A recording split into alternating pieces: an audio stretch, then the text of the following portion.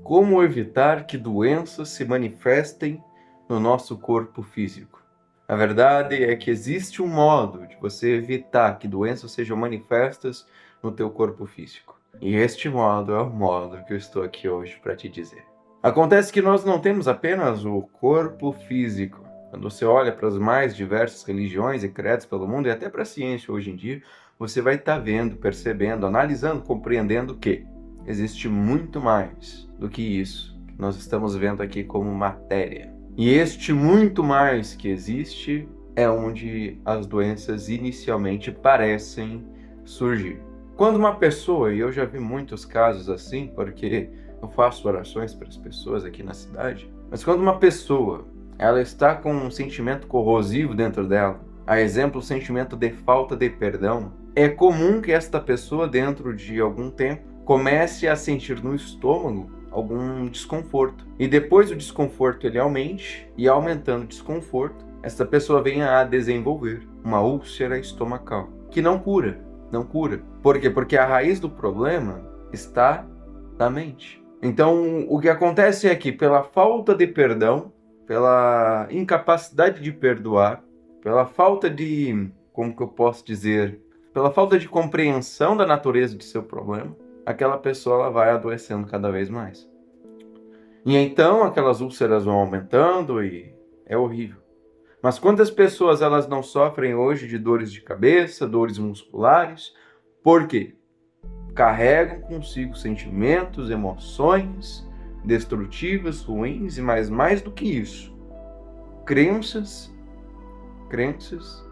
deformadas. Tudo que nós ouvimos durante nossas vidas, tudo que nós percebemos, olhamos, vivemos durante nossas vidas, nos altera, nos modifica. Você já deve ter percebido isso, mas quando você se relaciona, a exemplo, com uma pessoa, é como se uma parte sua ficasse ligada com ela. Isso eu me refiro principalmente aos relacionamentos carnais. Então você conheceu uma pessoa aqui, se relacionou com ela, conheceu outra ali, se relacionou com ela.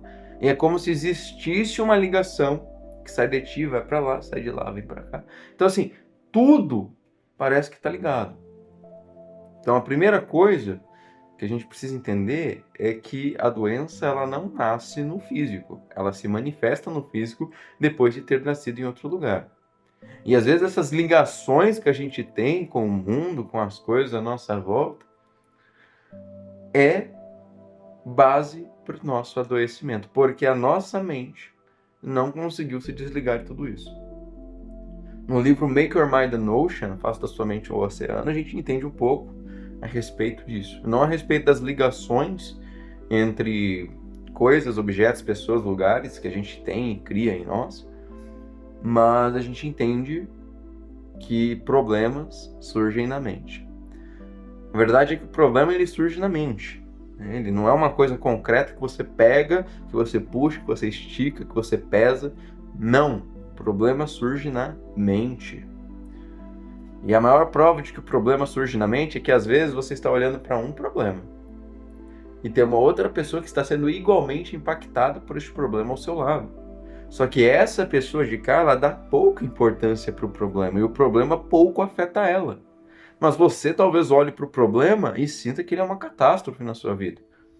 Então, se o problema é o mesmo, mas essa pessoa do lado de cá olha para ele e vê nele pouca capacidade destrutiva, e você olha para o problema, para o mesmo problema, e vê grande capacidade destrutiva, de onde está surgindo o problema? Da mente. Exatamente. Então, para uma pessoa, o problema surge na mente e ela dá pouca importância, e você talvez dê bastante, ou conheça alguém que dê muita importância para os problemas. Então todos os problemas eles parecem que não são de fora, eles são de dentro. Então a primeira coisa lá era a doença, ela surge antes de bater no físico, ela surge na mente. E a mente é o que gera problemas.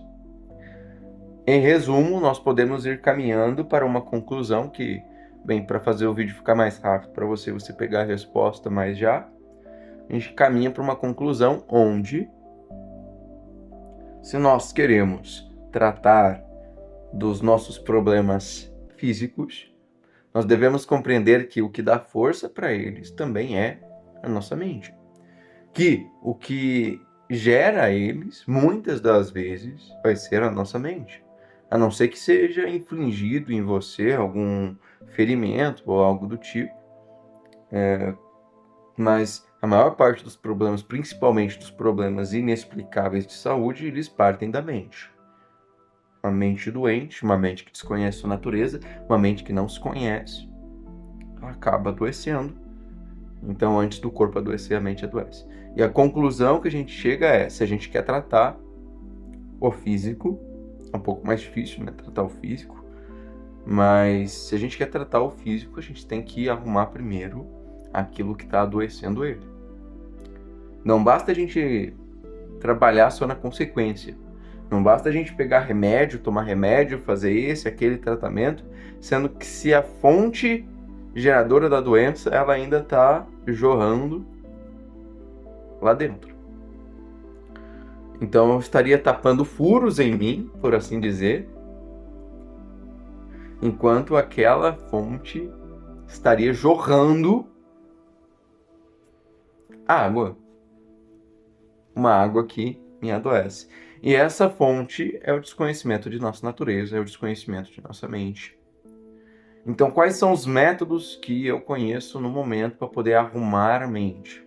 O primeiro método que eu conheço é, talvez você já ouviu falar, mas a atividade física. Só que a atividade física, ela é uma medida paliativa. Ela te ajuda a melhorar a mente um pouco, porque quando você pratica atividades físicas, isso libera algumas substâncias químicas no teu cérebro, no teu corpo, que fazem com que você fique um pouco mais tranquilo. E se você ficar um pouco mais tranquilo depois da atividade física, vai ser mais fácil controlar aquela mente descontrolada. Então a atividade física ajuda, mas não é solução definitiva. Uma outra coisa que ajuda são mudanças alimentares. Quando você busca ter uma alimentação mais saudável. E aí eu conheço duas alimentações que são extremamente saudáveis. Uma delas, ela é um pouco mais polêmica, por assim dizer, porque muita gente na internet usa ela para emagrecer, o que não é o objetivo dela, que é a dieta cetogênica, onde você aumenta a quantidade de ingestão de gorduras, diminui drasticamente os carboidratos, por condição você acaba eliminando muito carboidrato refinado, e com isso altera-se ali a forma qual o seu corpo se alimenta, né, e produz energia. Então o alimento do teu cérebro, por assim dizer, ele meio que ele se modifica, né? Agora vão ser corpos cetônicos que a gente chama. Só que acontece, não precisa ser essa alimentação. Essa é a que eu faço, mas você pode fazer uma alimentação mais puxada para uma alimentação com mais tubérculos, né? Uma alimentação que se afasta daqueles carboidratos refinados. E isso vai ajudar também, porque o balanço químico do teu cérebro vai ser alterado. Existem pessoas que eliminam completamente a gordura da dieta, mesmo sem ter nenhum problema relacionado à gordura, porque tem medo de comer gordura. Obviamente, se a gente comesse uma grande quantidade de gorduras, estando em uma alimentação que já tem muitos carboidratos refinados, nós poderíamos levar o nosso cérebro até mesmo à destruição de neurônios. Só que a ausência de gorduras para uma parte do corpo, que é composta 60% de gordura, que é o cérebro humano, não parece ser uma tomada de decisão muito coerente. Então, aumentar um pouquinho a ingestão de gorduras também é bom. Gorduras saudáveis. Não estou falando para você ir lá pegar óleo de semente, óleo de soja e usar isso em grande quantidade. Eu estou falando do óleo de coco, que ele é muito bom, óleo de coco, a gordura de porco, manteiga, esse tipo de gordura aí é muito bom, né? O azeite de oliva também é legal, mas agora, óleo de soja, óleo de semente, óleo de canola, não usa isso não. A questão é, quando você mudar a tua alimentação, isso também vai mudar um pouco o balanço químico do teu cérebro aí, do teu corpo. Isso pode ajudar, né, a você ter uma mente mais tranquila. Porque quando a gente mexe no físico, a gente acaba mexendo também naquilo que é extrafísico. Quando a gente mexe naquilo que é extrafísico, ou seja, além do físico, a gente altera o físico. Bom, essas são duas medidas que a gente pode estar tomando, mas a principal medida e a mais eficiente, creio eu, seja a reprogramação das crenças, centrais, né? A reprogramação daquelas crenças que estão mais infundidas dentro da gente. E isso só é possível através daquilo que nós chamamos de meditação. E a meditação ela pode acontecer de vários modos. Eu, a exemplo, pratico a meditação mindfulness, né? A meditação da atenção plena, você olhar para o momento do aqui e do agora, deixar que os pensamentos vão indo embora. E, basicamente, para fazer essa meditação, você precisaria apenas prestar atenção na tua respiração e quando um pensamento vem, você deixa ele embora. Só que não é só isso, né? Você tem que fazer uma etapa ao final da meditação para que ela dê certo. Mas, além da meditação mindfulness, a gente também tem outros tipos de meditação. Aí você pode pegar um versículo bíblico e sentar, olhar para ele, ler ele e se imaginar naquele versículo, né? Como aquilo se relaciona com a tua vida. E ficar ali refletindo a respeito daquilo. Se vem um pensamento, você deixa o pensamento embora e fica focado só naquele versículo. Outro tipo de meditação que você poderia estar fazendo é simplesmente prestar atenção na respiração sem fazer um esforço contínuo nela para controlá-la. Então, quando nós estamos falando de meditação por meditação, é comum que a gente pense numa pessoa inspirando, expirando, inspirando, expirando, inspirando, expirando. E aí vai variar, né? O jeito de inspirar, de expirar, depende do tipo de meditação que está sendo realizado. Mas não é só isso, né? A meditação ela pode ser realizada conforme você está andando pelas ruas, conforme você está trabalhando. Você pode ir lá e só lembrar que você respira. Porque quando você lembra que você respira, você se acalma. Só que você só se acalmar ainda é medida paliativa. 3 medidas paliativas, que é a atividade física, a alimentação e prestar atenção na respiração, tá ótimo, é melhor do que nenhuma. Mas como que a gente realiza essa reprogramação, né, das crenças, que é a parte mais importante, creio eu, de uma meditação? Bom, basicamente, para que isso aconteça, você precisa alterar a frequência do teu cérebro. E para alterar a frequência do teu cérebro através de meditação, você precisa fazer um esforço um tanto consciente. Então você vai sentar em algum lugar, confortavelmente, pode ser uma poltrona, uma cadeira, pode ser deitado. Se você se sentir melhor deitado, vai lá, deita.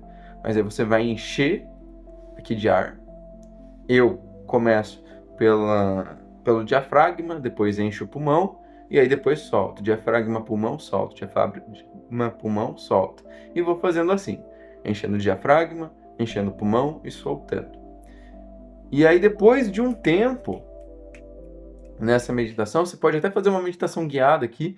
O importante é você se concentrar na respiração, mas depois de um tempo, quando você sentir que a tua cabeça está um pouco diferente, que a tua frequência cerebral ela mudou, porque a gente tem algumas frequências de velocidade de conexão neuronal dentro do cérebro.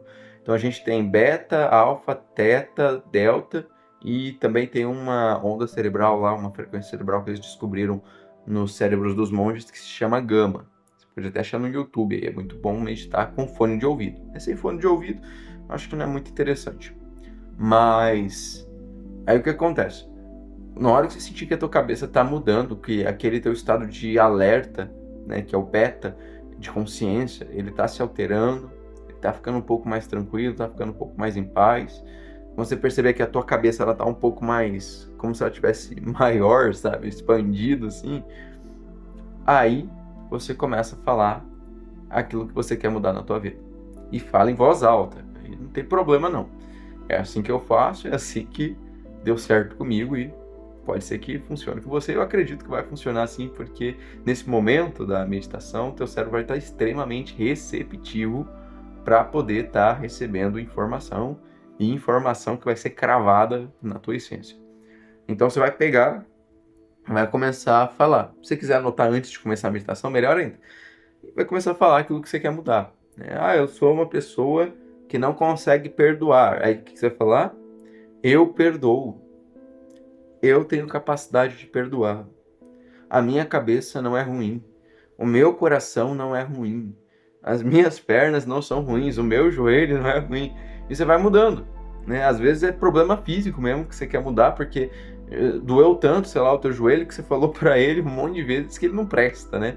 Então, se você colocou na cabeça que o teu joelho não presta, ele não vai prestar. Então, naquele momento, você vai pegar e vai falar: o meu joelho é bom, a minha mente é boa, o meu coração é bom,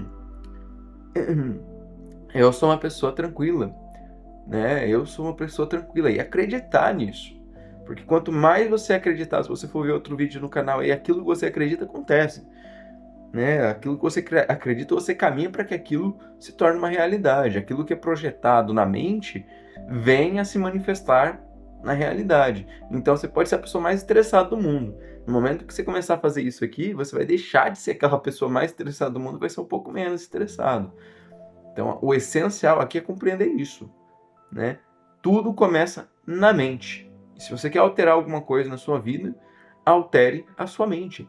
Por condição, tudo será modificado. Quando você vai para uma prova de concurso público, né? Eu fiz um PSS aqui esses dias sem ter estudado. Por quê?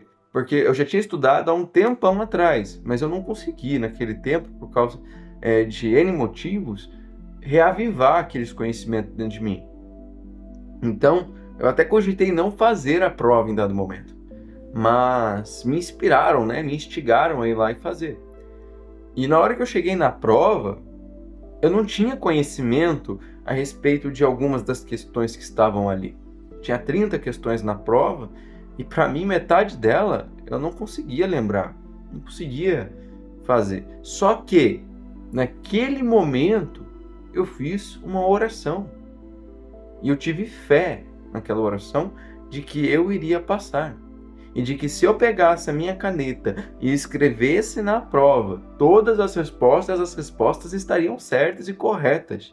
Porque acreditei verdadeiramente que o meu cérebro conseguiria concatenar todas as informações que eram necessárias para responder a prova e que um dia eu já tive contato com. Dito e feito.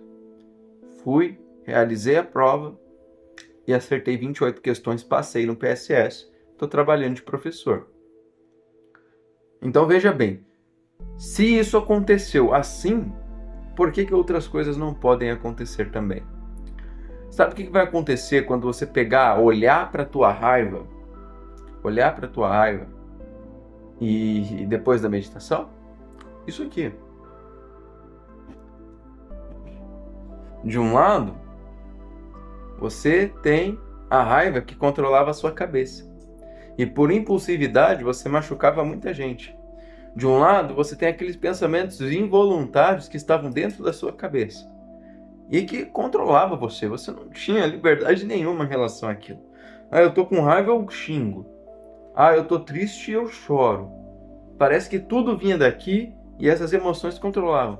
Quando a gente medita e medita com frequência, essas coisas saem daqui de dentro e elas começam a ficar aqui na frente.